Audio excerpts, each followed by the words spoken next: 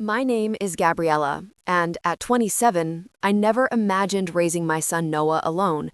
7 years ago, my boyfriend disappeared the moment I told him I was pregnant, and my parents chose their reputation over their daughter. They kicked me out with nothing but a suitcase and shame. Now, I own a thriving design business and a beautiful home. Last month, my parents suddenly wanted back into our lives. But when they saw what Noah and I built without them, their expressions said everything. If you're watching this from a place where family abandoned you too, let me know in the comments below. Give this video a like if you believe second chances should be earned, not given. Let's get into my story. I was always the daughter with promise. My admission to Westlake University on a partial art scholarship made my immigrant grandparents proud, even if my father, Richard, viewed art as a hobby rather than a career. Dad was a successful orthopedic surgeon who worked 60-hour weeks and expected nothing less than excellence from his children.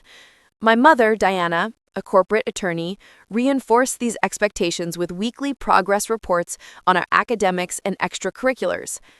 Our family lived in a sprawling colonial home in a suburb where appearances mattered above all else. Sunday dinners were mandatory, even during midterms, and included lengthy discussions about my younger sister Sophia's debate team victories or my father's latest surgical innovation. When I mentioned my design projects, conversations quickly shifted to what they considered more substantial topics. Despite this, I maintained a 3.9 GPA while working 20 hours weekly at the campus gallery. My portfolio was growing, and Professor Martinez had recommended me for a summer internship at Blackwell Design, a stepping stone that could launch my career after graduation. I kept this opportunity secret from my parents, knowing they expected me to follow my mother's path to law school. Sophia was my confidant, sneaking into my room at night to see my latest designs. Only 14, she already showed signs of the same creative spirit, though she hid her poetry notebooks beneath calculus textbooks. "When you become famous," she would whisper, "take me with you." I met Jackson during my junior year exhibition. Tall, with carefully tousled dark hair and a family name tied to banking, he spoke confidently about negative space and color theory. He asked thoughtful questions about my work, and for the first time, I felt truly seen as an artist. Our relationship moved quickly. Within 2 months, Jackson was driving me home for those mandatory Sunday dinners. My parents approved immediately, my father clapping Jackson's shoulder while discussing investment strategies. "Finally, someone who can talk sense into our dreamer," he joked, while I smiled tightly. The first warning signs appeared gradually. Jackson would check my phone while I showered, question mail names on group project emails, and suggest I wear different outfits to class. "That shirt draws too much attention," he would say. He began planning our future together, speaking of design as my before-children hobby. I rationalized his behavior as protective rather than controlling.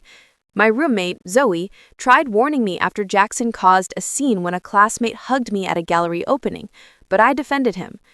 In truth, I was afraid of disappointing everyone if this relationship, finally approved of by my parents, failed. Family dinners grew increasingly tense as my senior year progressed.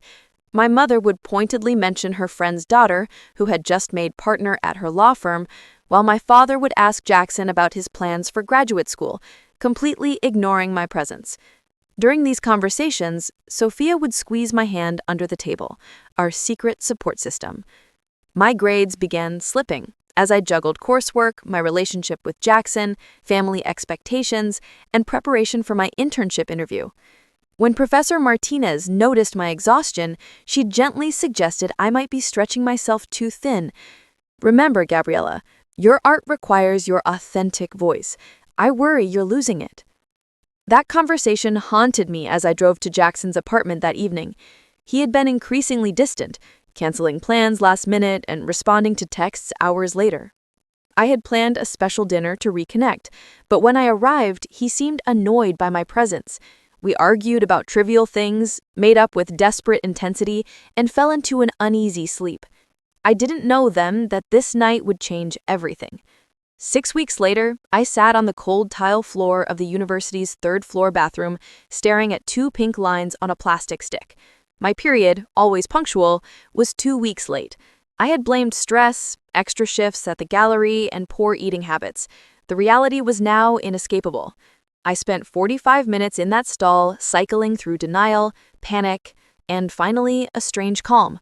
I had always wanted children someday, just not while still figuring out my own life. Walking back to my apartment, I rehearsed how to tell Jackson. We had never seriously discussed children, though he occasionally mentioned wanting sons someday with the right foundation. When I told him that evening, Jackson's face cycled through confusion, shock, and finally anger. "You did this on purpose," he accused, pacing his apartment, "to lock me down before graduation."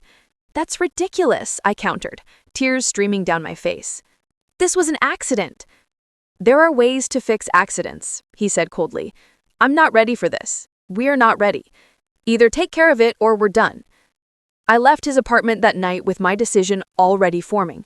Despite my terror, despite knowing what it would cost me, I couldn't terminate this pregnancy. This wasn't about religion or politics. Something within me simply knew I would keep this baby. For almost 3 months, I hid my condition from my family. Morning sickness became a stomach bug that won't quit. Exhaustion was final project stress. I wore loose clothing and avoided home visits. Jackson alternated between ignoring me completely and sending accusatory late-night texts demanding to know if I had fixed our problem yet. The truth emerged during a Sunday dinner in April. The smell of my mother's pot roast, which usually was a favorite, sent me rushing to the bathroom. When I returned pale and shaking, my mother's eyes narrowed with suspicion. "You're pregnant," she stated flatly. Not a question, but an accusation. The table fell silent. My father's fork clattered against his plate. "Yes," I admitted suddenly, finding strength in the simple truth. Almost 14 weeks. What followed was chaos. My mother burst into tears, dramatic sobs about reputation and failure. My father sat in stony silence before finally speaking in his surgeon's voice, detached and clinical. "And what do you plan to do about this situation?" "I'm keeping my baby," I said quietly. "Not in this house, you're not." Within days, an emergency family meeting was called. Aunts, uncles, even my grandparents gathered to discuss my situation. Some suggested a rushed marriage, others adoption. My father remained resolute. If I insisted on keeping the baby, I would do so elsewhere. My mother vacillated between tearful pleas to think of your future and cold calculations about how this would affect Sophia's college applications in 3 years. Meanwhile, Jackson had been busy spreading his version of events across campus.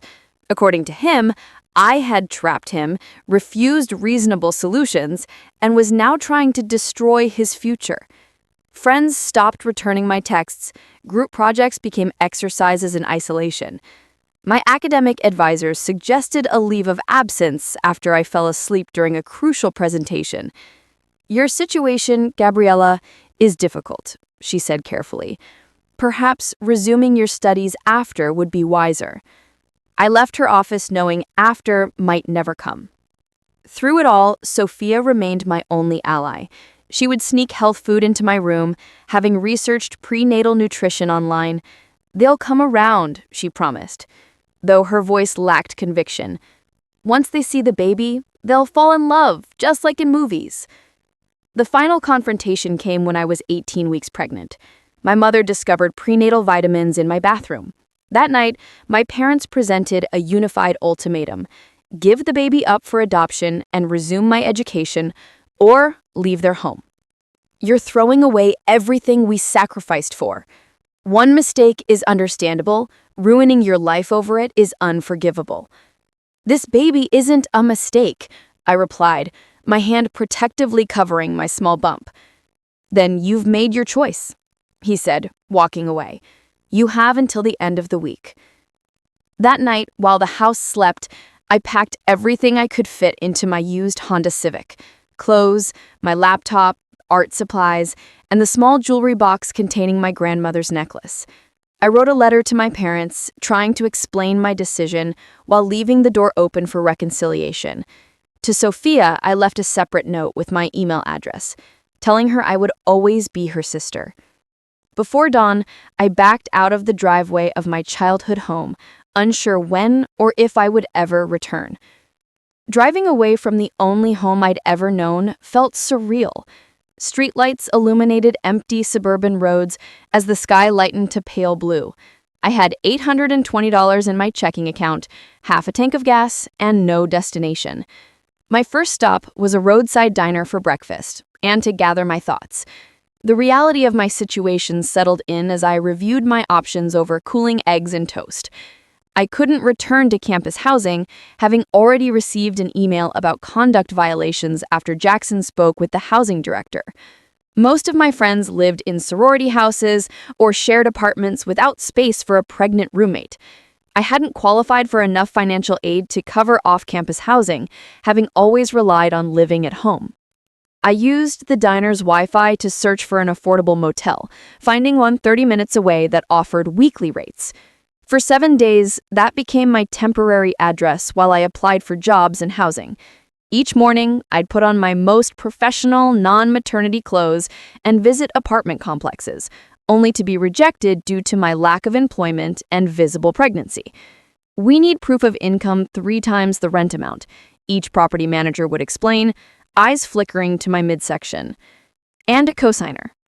By day 6, with funds dwindling and desperation growing, I expanded my job search beyond design-related positions.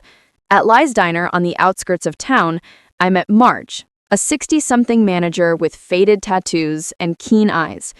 "When are you due?" she asked bluntly during my impromptu interview. "September," I answered honestly. "But I can work until then, and I'm a fast learner." Marge studied me, noting my worn but clean clothes and the determination I fought to project. My daughter was 16 when she had my grandson. Nobody would give her a chance either. She handed me an apron. "Breakfast shift starts at 5:30 tomorrow. Don't be late." With my first paycheck as collateral, I secured a basement studio apartment in a neighborhood my parents would have never visited. The walls were water-stained, the appliances ancient, but it was mine. That night, I slept on a second-hand air mattress beneath a window with a broken lock, my desk chair propped against the door. I tried calling my parents the next day, hoping the reality of my departure might have softened their stance. The call went straight to voicemail. My text messages showed as delivered, but remained unanswered. When I tried from the diner's phone, my father answered, listened to me identify myself, and hung up. Jackson's final communication came via text. "My parents' lawyer will contact you about signing away rights. I want to be completely left out of this.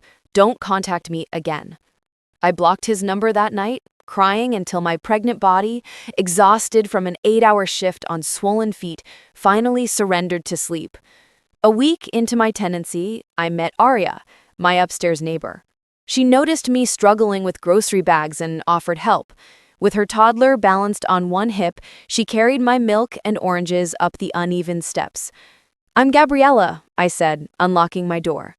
"Aria, and this is Lily. We're in 4B. She glanced around my nearly empty apartment. "First baby?" I nodded, suddenly fighting tears. "Come up for dinner tomorrow, 6 o'clock. Nothing fancy, but it's better than eating alone." Aria became my first real friend in this new life. A single mother herself at 23, she showed me how to apply for prenatal assistance, where to find the cheapest diapers, and which pediatricians accepted Medicaid. Our apartments became interconnected spaces of mutual support. Working at Li's presented physical challenges I hadn't anticipated. Morning sickness lingered into my second trimester, making breakfast shift aromas torturous. My feet swelled in non-slip shoes, and carrying heavy trays strained my back. Yet regulars began requesting my section, leaving extra tips with mumbled encouragements. My carefully budgeted finances remained precarious. Each month required mathematical gymnastics. Rent, utilities, groceries, bus fare, and prenatal vitamins all competing for limited dollars. I began keeping the diner's unlimited crackers in my apron pocket to supplement meals at home. Westlake University surprisingly offered academic flexibility I hadn't expected. My department chair, upon learning of my situation, arranged for remote completion of 2 essential courses. "Your talent shouldn't be wasted," she wrote. "We can work with your circumstances." At 26 weeks pregnant, I emailed an ultrasound picture to my parents with this simple message: "Your grandson, due September 10th. The email didn't bounce back, but no response came.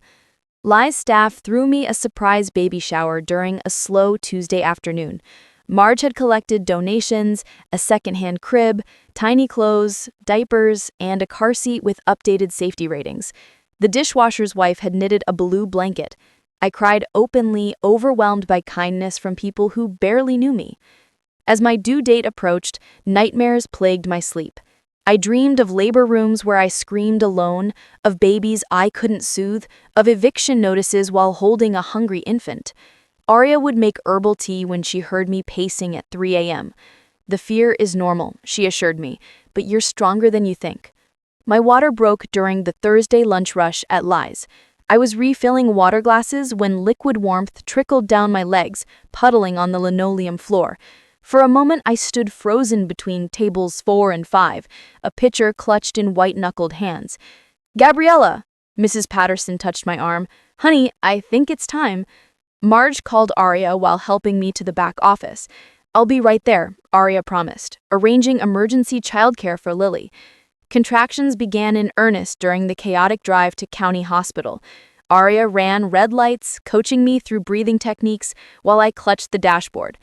"Remember, at each stoplight, every contraction brings you closer to meeting your baby." Labor lasted 20 hours. Without family or partner, I relied on rotating nurses and Arya, who stayed until exhaustion forced her home to Lily. When complications arose, my blood pressure dropping dangerously low, a kind nurse held my hand through 2 hours of pushing. Noah James was born at 4:17 a.m., weighing 7 pounds 3 ounces. When the doctor placed him on my chest, his warm weight and searching eyes instantly redefined my world. "Hello," I whispered to his wrinkled face. "We made it." The hospital social worker visited before discharge, providing information about WIC benefits, childcare assistance, and support groups for single mothers. She frowned at my emergency contact form, which listed only Arya and Marge. "No family support?" she asked gently while watching Noah sleep in the clear hospital bassinet. "We're on our own," I answered. Returning to my basement apartment with a newborn felt like stepping into another dimension. The space, barely adequate for one, now had to accommodate all of Noah's necessities. The ancient refrigerator hummed loudly, startling him awake during precious moments of sleep. Those first weeks passed in a blur of feeding struggles, diaper changes, and bone-deep exhaustion. Breastfeeding proved painful and difficult. Noah would latch, then scream, then refuse to try again. A lactation consultant's home visit, covered by Medicaid, saved our nursing relationship, and possibly my sanity. Sleep deprivation became my constant companion. Noah woke hourly, some nights his tiny body struggling with gas pains or simply adjusting to the world. I would pace our small living space, bouncing him gently while fighting back tears of frustration and loneliness. The walls between empty and breaking completely seemed paper-thin during those days. I wrote in my journal during rare quiet moments. Today, I understood why some mothers walk away, and why I never could. Postpartum depression settled over me like a heavy fog. Some mornings, accomplishing nothing beyond feeding Noah felt like climbing mountains. I would stare at my phone, finger hovering over my parents' contact information before setting it aside. Their silence had become its own answer. Returning to work presented logistical nightmares. Childcare costs exceeded my waitressing income, creating an impossible equation. Marge offered an unprecedented solution, a portable crib installed in the supply office. Against health code, admitted, but we'll make it work. Back entrance only, and he stays in the office. Noah spent his early months amid the rhythms of diner life. Cooks would check on him during cigarette breaks. Dishwashers would sing Spanish lullabies. Marge would hold him between rush periods. Customers who discovered our arrangement left extra tips with whispered encouragements. Our first Christmas arrived with bitter cold and heating bills I couldn't fully pay. I created decorations from colored paper and hung them from our low ceiling. Noah, now 3 months old, seemed fascinated by the shadows they cast. I wrapped small gifts from the dollar store, a teething ring, colorful socks, a board book about animals. When midnight struck, I whispered promises into his downy hair. Someday, things will be easier. January brought financial crisis when Noah developed a respiratory infection. The choice between medicine and rent became brutally clear, and I chose medicine. My landlord granted a week's extension after I explained, his gruff voice softening slightly when Noah coughed over the phone. The pediatric emergency room became our home for 36 sleepless hours when Noah's fever wouldn't break. I sat under harsh fluorescent lights, still wearing my waitress uniform, while doctors administered tests and treatments. A night nurse named Teresa brought me sandwiches from the cafeteria and coffee I couldn't afford from the vending machine. "My sister was like you," Teresa explained during a quiet moment. "Let me connect you with some programs." Before our discharge, she provided applications for heating assistance, supplemental food programs, and a medical debt forgiveness program. As Noah grew, so did my determination.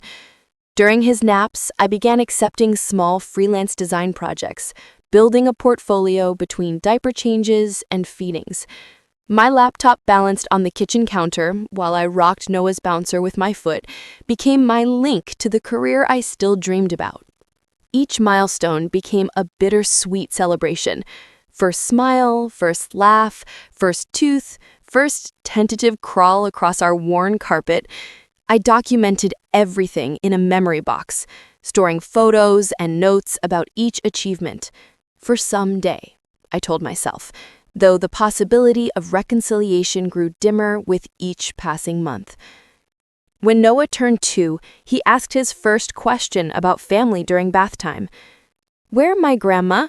he inquired, having heard Lily mention visiting her grandmother that weekend. The question stung, but I had prepared for it. Some families are big, with grandmas and grandpas and lots of cousins. Our family is small but very special, just you and Mommy who love each other very much. This answer satisfied him temporarily, but as he approached preschool age, the questions became more frequent and difficult to navigate. Each inquiry revealed the gaps in our family structure that I couldn't fill alone. Aria proved invaluable during this period. Our childcare exchange system allowed me to accept evening design clients while she worked days at the medical office where she'd found reception work. Noah and Lily became inseparable friends, creating their own sibling-like bond that eased some of my guilt about his isolation from extended family. By Noah's 3rd birthday, our circumstances had begun shifting. My remote coursework through Westlake was completed with a hard-won degree in graphic design. The diploma arrived in a cardboard tube, which Noah immediately claimed as a trumpet. We celebrated with cupcakes from the grocery store bakery and a small party at the local park with Aria, Lily, and friends from the diner. My freelance design business, built in stolen moments between waitressing shifts, had grown enough to require organization. I created a website featuring projects completed for local businesses, often at deeply discounted rates to build my portfolio. These early clients, willing to take a chance on an unknown designer, became the foundation of my professional network. The turning point came unexpectedly through social media. A logo I designed for a local coffee shop was shared by a visiting marketing executive who contacted me for freelance work. The project paid more than a month's of waitressing, allowing me to reduce my diner hours and focus on building my client base. Noah started preschool 3 mornings weekly at a sliding-scale community center. His first day, he clung to my legs, boog tears rolling down his cheeks as he begged not to be left. The separation anxiety felt like physical pain for both of us. I sat in my car for 20 minutes after drop-off, fighting the urge to rescue him. When I returned 3 hours later, he was painting at an easel, happily chattering with a boy in a dinosaur shirt. He did great after the first 30 minutes. His teacher smiled. He's a creative little guy. As my business expanded, we finally moved out of the basement and into a modest one-bedroom apartment in a safer neighborhood. Noah got his own room, complete with a proper toddler bed and space for toys. I turned half the living room into my workspace, furnished with a second-hand desk from a used office supply store. Through Noah's preschool parent group, I met other single parents facing similar struggles. Together, we built a support system, sharing childcare on sick days, swapping out outgrown clothes, and offering encouragement during the hardest moments. For the first time since Noah's birth, I no longer felt completely isolated. Then came an unexpected breakthrough. A restaurant rebrand I designed was featured on a popular food blog. The post went viral in our city's business community, and suddenly established companies began reaching out with paid opportunities. I raised my rates, drew up proper contracts, and opened a business account. The day my income exceeded my expenses for 3 months in a row felt like a victory I once thought impossible. Noah and I celebrated at a restaurant with white tablecloths and cloth napkins, our very first taste of luxury. "We eatin' fancy," he announced proudly, drawing smiles from nearby tables. But as Noah grew, so did his questions. One night in the bath, he asked softly, "Why does Lily have a grandpa, but I don't? Did I do something wrong?" Those conversations cut deep. I never wanted to burden him with adult truths, but lying wasn't an option either. I told him, "Your grandparents made choices that had nothing to do with you. Sometimes adults make mistakes they don't know how to fix. But you, Noah, you are perfect, just as you are." During this time, therapy became essential. At a sliding scale counseling center, Dr. Winters helped me untangle the lingering wounds from my parents' rejection. You're trying to be mother, father, grandparent, and community all at once. It isn't sustainable. That realization led me to intentionally build a chosen family. We created new traditions: Thanksgiving potlucks with single-parent households, Christmas cookie exchanges, birthday parties that filled our tiny apartment with joy and laughter. My design business grew steadily, thanks to referrals. Then Angela, a creative director and mother of 3, took me under her wing. She became both client and mentor, teaching me to price confidently, manage clients wisely, and balance work with parenthood. "Talent is everywhere," she told me, "but hustle, that's rare, and you have it." With Angela's guidance, I landed long-term clients and eventually hired a part-time virtual assistant. Noah's own creativity also began to shine. His kindergarten teacher showed me his dinosaur drawings, amazed at his advanced use of space and color. "This is unusual for his age," she said. Encouraged, I enrolled him in weekend art classes, where I saw my younger self reflected in his concentration and joy. By the time Noah turned 6, my studio had grown enough to require real space. I leased a small office in a converted industrial building, decorating it with refurbished furniture from estate sales. The day I hung my company logo on the door, I cried. For a moment, the girl who once packed a car with $820 and no plan felt seen. That same month, I qualified for an auto loan. We traded in our unreliable old car for a newer, silver one.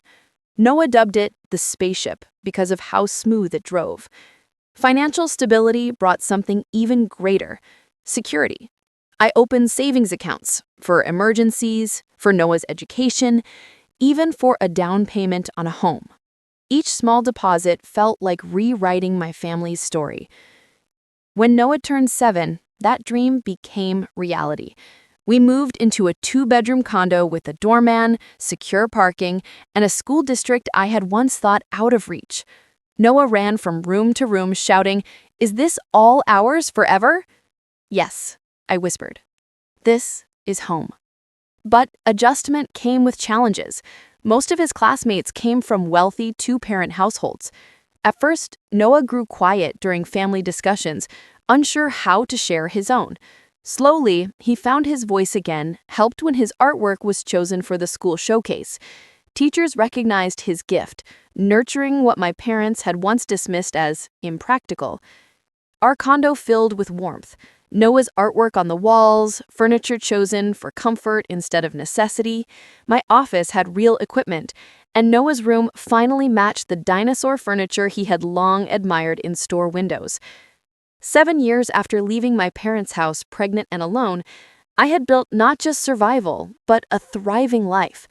My design studio now employed 3 people, with clients nationwide.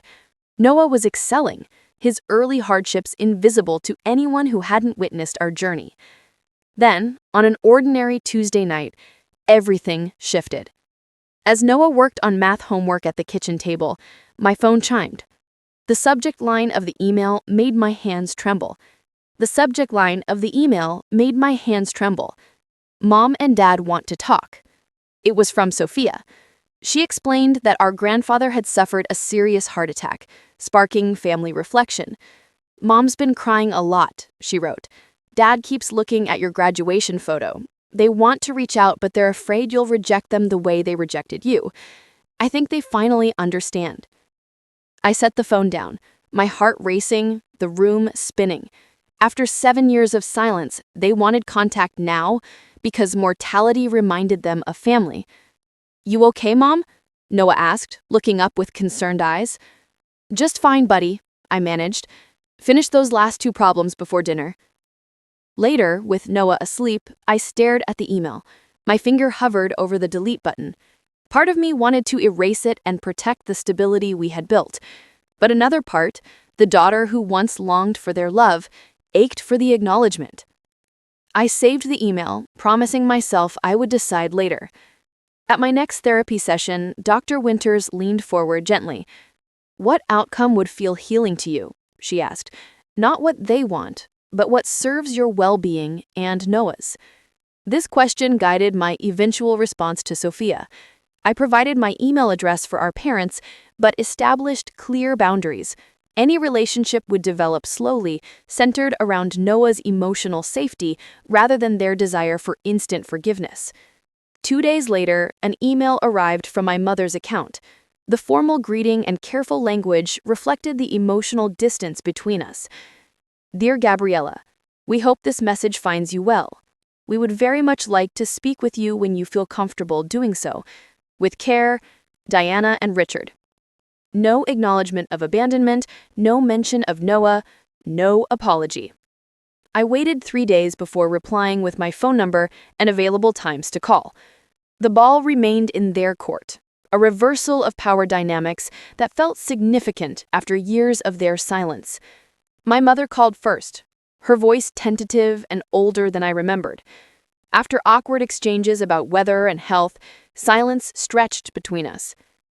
Sophia says you have a design business now, she finally offered. Yes, Stephen's Design Studio. We work with clients nationwide. That's wonderful. Your father and I are very impressed. The conversation continued in this vein, superficial and stilted. When she asked about Noah, emotion crept into her voice. We would like to meet our grandson if that's something you could consider. He's not a photo opportunity, I responded, sharper than intended. He's a person who has lived his entire life without grandparents. That would be a significant introduction. Of course, she backpedaled. We understand completely. My father joined subsequent calls, his surgeon's precision evident in carefully chosen words. Neither explicitly apologized for abandoning me during pregnancy, though my mother occasionally made tearful references to regrettable decisions and wishing things had been different. Their reaction to learning about my business success revealed volumes. You own the company? My father asked, surprise evident. With employees and everything? Yes, we have 4 full-time staff now, plus contractors. I had no idea you were so established, he responded, the unspoken assumption being that I had struggled perpetually as punishment for my choices. After weeks of increasingly longer phone conversations, they requested to meet Noah. This required careful consideration and preparation. I consulted Noah's therapist about the healthiest approach, wanting to protect him from potential disappointment while allowing possible relationships to form. "What do you think about meeting your grandparents?" I asked Noah during our special Saturday morning pancake breakfast. "They live a few hours away and would like to meet you." He considered this with characteristic thoughtfulness. "Are they nice?" "They can be," I answered honestly. "They made mistakes in the past, but they want to be better now." "Do they like dinosaurs?" he asked, practical as always. "I'm not sure. You could ask them." We arranged a meeting at a neutral location, a park with a playground where Noah could retreat if the interaction became overwhelming. I prepared him with basic information, emphasizing that he could leave the conversation anytime he felt uncomfortable. Sophia arrived first, running to embrace me with tears streaming down her face. At 21, she had grown into a poised young woman, pursuing environmental law. "They're nervous," she whispered. "Dad changed his tie 3 times." Watching my parents approach across the park, I was struck by how much they had aged. My father's hair had grayed completely, his confident stride now measured and careful. My mother appeared smaller somehow, her designer clothing hanging loosely on a thinner frame. Noah pressed against my leg, suddenly shy, despite weeks of curious questions about these strangers called grandparents. The initial greeting was awkward, handshakes and tentative smiles. Everyone was hyper-aware of the emotional weight of this moment. Noah eventually warmed up enough to show my father his dinosaur book, solemnly explaining the differences between carnivores and herbivores. My mother watched with undisguised longing, clearly wanting to hug him, but respecting the boundaries I had set. After an hour, as Noah played on the swings with Sophia, my mother turned to me with tears in her eyes.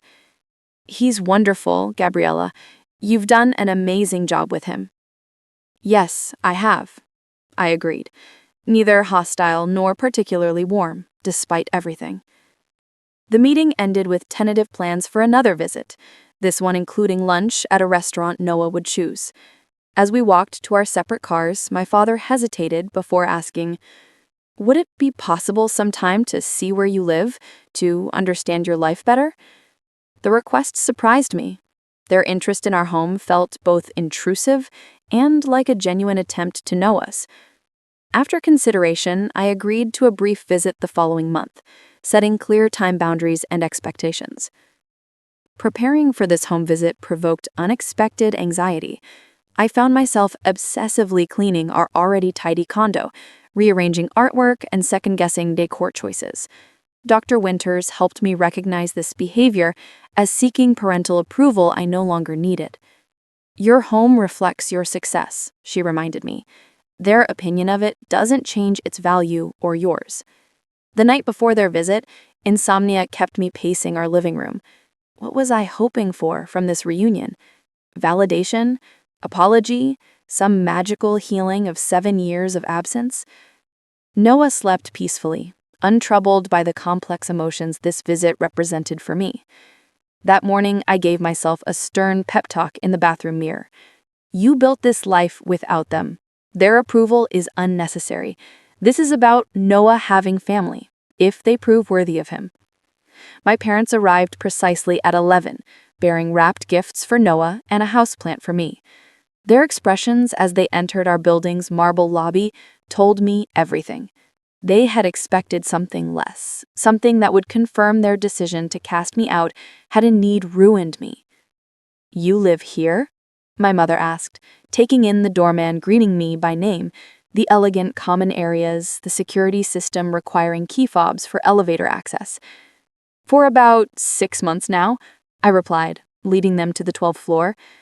Our condo, with its open floor plan and floor-to-ceiling windows overlooking the city park, clearly surprised them further. Noah's artwork hung in custom frames alongside professional photography. My home office featured a design station with dual monitors and industry-standard equipment. The furnishings, while not extravagant, were carefully chosen quality pieces. "Your place is beautiful," my mother said, genuine admiration in her voice. "Thank you. Noah, would you like to show your grandparents your room?" Noah proudly led them down the hallway, explaining his dinosaur collection and space-themed bedding. His natural ease as host revealed our comfortable life together, one built on stability and routine rather than the chaos they might have imagined.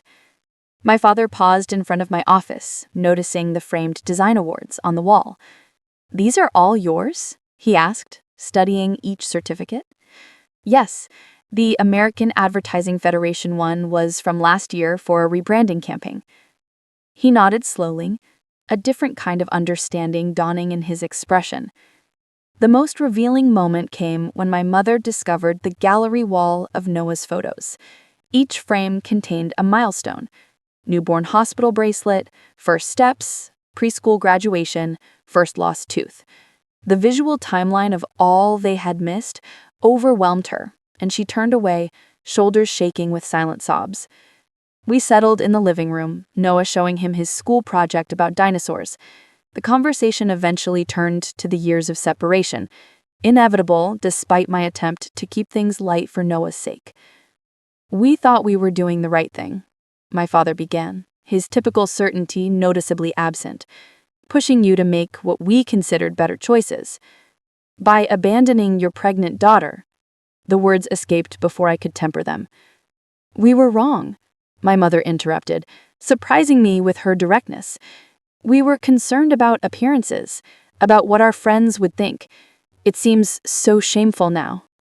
"It was shameful, then," I replied quietly. I needed my parents. Noah needed grandparents. My father cleared his throat, clearly uncomfortable with emotional conversations. We can't change the past, but perhaps moving forward. Moving forward requires acknowledgement of what happened, I stated firmly. Not just that mistakes were made, but an understanding of the impact of those choices. I spent Noah's first Christmas in a basement apartment choosing between medicine and heat. I worked until the day I delivered him and went back 2 weeks later because there was no other option. Noah, sensing tension, looked up from his toys. "Are you mad, Mom?" "Not mad, buddy. Just having a grown-up conversation about important things." He nodded solemnly before pulling a folded paper from his pocket. "I made this in art class. It's our family." The crayon drawing showed Noah and me holding hands in front of our building. Off to the side, smaller figures, labeled Grandma, Grandpa, and Aunt Sophia, stood near a car. The physical separation in the drawing perfectly captured our current reality. My father took the drawing with uncharacteristically unsteady hands. When he looked up, I was shocked to see tears in his eyes. In 30 years, I had never seen my father cry. "Thank you, Noah," he said, his voice rough with emotion. "May I keep this?" Noah nodded, pleased with his grandfather's reaction. My mother reached for my hand, which I allowed after a moment's hesitation. We were so caught up in our expectations that we couldn't see what was actually important. By the time we realized our mistake, we didn't know how to fix it. Pride and shame kept us silent. 7 years is a long silence, I responded. Too long, she agreed. We don't expect immediate forgiveness. We just want a chance to know our grandson and to rebuild some relationship with you, whatever that might look like. The conversation that followed set preliminary boundaries for moving forward.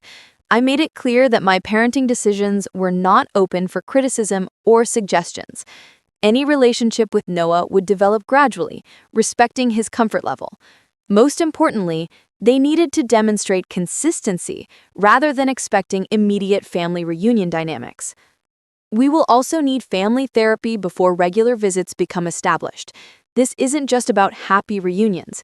There's significant repair work needed.